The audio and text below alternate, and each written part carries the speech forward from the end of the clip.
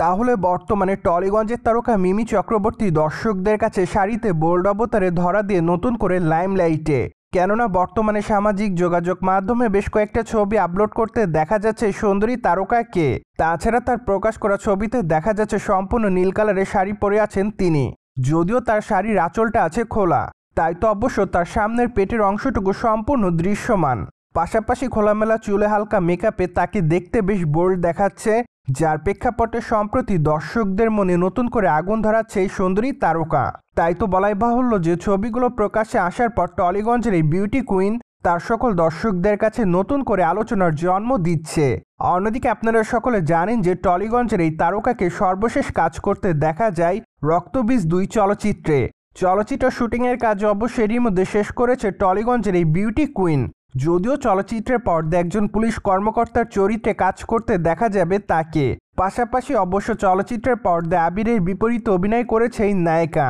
তাছাড়া চলচ্চিত্রটি অবশ্য দুর্গাপূজা উপলক্ষে গোটা কলকাতাতে মুক্তি দেওয়া হবে, আর এজন্য বর্তমানে তাদের এই চলচ্চিত্রটি দেখার জন্য অপেক্ষায় তাদের দর্শকরা।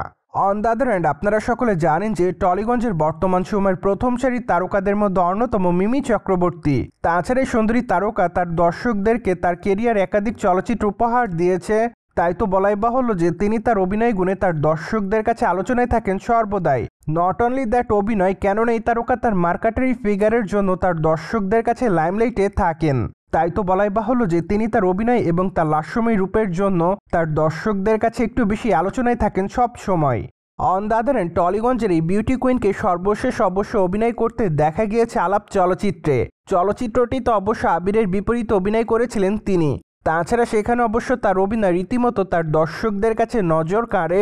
পাশাপাশি চলচ্চিত্রের পর্দায় অনেকটা ক্যাজুয়াল লুকেই দেখা যায় সুন্দরী তারকাকে। তাই তো বলাই বাহুল্য যে তার লুকটিও তার দর্শকদের কাছে নজর কাড়ার মতোই ছিল। ঠিক এরপরই অবশ্যই সুন্দরী তারকাকে ডাইনি ওয়েব সিরিজে কাজ করতে দেখা যায়। সিরিজটিতে তার লুকের অবশ্য অনেকটা পরিবর্তন পাওয়া যায়। এমনকি চলচ্চিত্রের পর্দায় বেশ রক্তাক্ত অবস্থায় দেখা যায় মিমি চক্রবর্তীকে।